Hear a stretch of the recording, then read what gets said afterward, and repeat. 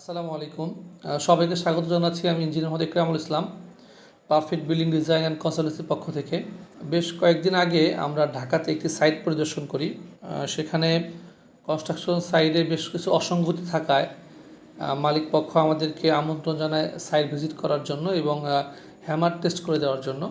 সেখানে আমরা rebound hammer test করেছি প্রায় 10-15টি জায়গায়, এবং সেগুলো আমরা একটা রিপোর্ট আকারে সাবমিট করছি ওনাকে। তো সে বিষয়ে আপনাদেরকে একটু অবগত করতে চাচ্ছি যে আসলে ওনারা কী সমস্যা ফেস করছেন। তো প্রথমতই আমরা গিয়ে যেটা দেখি সেটা হচ্ছে যে কলামের অ্যালাইনমেন্টগুলো ঠিক নেই, প্রপার ইঞ্জিনিয়ারিং নিয়ম মেনে আসলে কাজগুলো করা হয়নি। বিমের অ্যালাইনমেন্টগুলোও ঠিক নেই, যেহেতু কলাম বাঁকা হয়ে গেছে, বিমগুলো সাইড হয়ে গেছে। কলামের জয়েন্টগুলোতে অত্যন্ত বেশি পরিমাণে হানিকম লক্ষ্য করা গেছে, এবং কলামে কিকার বা স্টার্টার ব্যবহার করা হয়েছে। এবং সেখানে আমরা হ্যামার টেস্ট করে দেখেছি ডিজাইন স্ট্রেংথ 3500 PSI ধরে ড্রয়িং করা, ড্রয়িং উল্লেখ আছে সে কথাটি, সেখান থেকে আমরা অনেক কম স্ট্রেংথ পেয়েছি। এটা অত্যন্ত একটি উদ্বেগজনক বিষয়। এছাড়া আরও কিছু আমরা সমস্যা লক্ষ্য করেছি, সেটি হচ্ছে যে ছাদে লিকেজ ছিল, বেশ কিছু জায়গায় ছাদ দিয়ে পানি লিকেজ করত, এবং সিঁড়ির পাশে বিমে আমরা হানিকম পেয়েছি, কভারিংও কম পেয়েছি।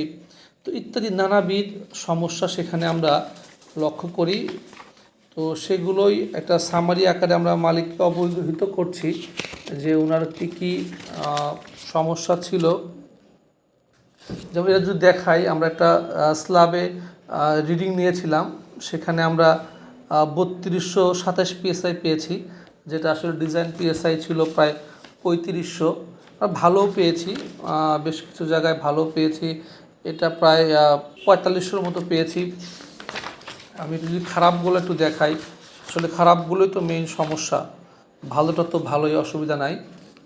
এখানে আমরা এই যে গ্রাউন্ড ফ্লোরে G2 কলাম গ্রিডের একটা কলাম টেস্ট করেছিলাম, এখানে আমরা পেয়েছি 3400 PSI, কিন্তু ডিজাইন স্ট্রেংথ কিন্তু 3500 PSI।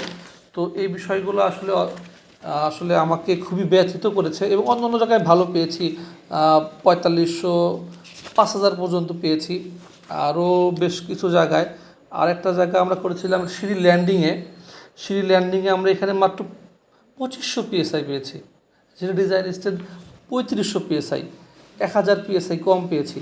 এবং আরেকটা মজার বিষয় হচ্ছে সিঁড়ির ওয়েস্ট স্ল্যাব যেটা, সেটা ড্রয়িংয়ে দেওয়া 6 ইঞ্চি, কিন্তু মিস্ত্রিরা 5 ইঞ্চি করে গেছে। যদিও এক ইঞ্জিনিয়ার সুপারভিশন করেছে, আসলে কীভাবে তিনি সুপারভিশন করেছে সেটা আসলে বোধগম্য না। হ্যাঁ, তো এই ছিল একটা সার্বিক অবস্থা। আসলে প্রপার ইঞ্জিনিয়ারিং সুপারভিশন ছাড়া কাজ হলে কাজে অনেক ত্রুটি বিচ্যুতি থাকে। লিফটের কথা কি বলবো, লিফট করে নিচের অংশ একদিকে, মাথা আর একদিকে, একদম হেলে গেছে। এক তালা থেকে লিফট কোডটা এক দিকে মুভ করছে, আমার কাছে এরকম মনে হয়েছে আর কি।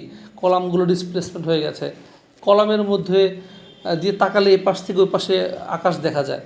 এই তো অবস্থা আমরা সেখানে লক্ষ্য করেছি। তো এখন এই রিপোর্টটা আমরা সাবমিট করব বলতে সাবমিট আমরা পাঠিয়ে দিয়েছি তার কাছে, তিনি হয়তো পেয়ে গেছেন। আমরা হোয়াটসঅ্যাপে পাঠিয়ে দিয়েছি, সফট কপি চাইলে পাঠিয়ে দেওয়া যাবে। তো আপনাদের সাথে একটু শেয়ার করলাম। এই ছিল আমাদের অবস্থা সাইট ভিজিটের। তো আপনারা সতর্ক হবেন, ভালো মানের মিস্ত্রি দিয়ে কাজ করাবেন, প্রপার ডিজাইন এবং কনসালটেন্সিটা নেবেন ইঞ্জিনিয়ারের কাছ থেকে।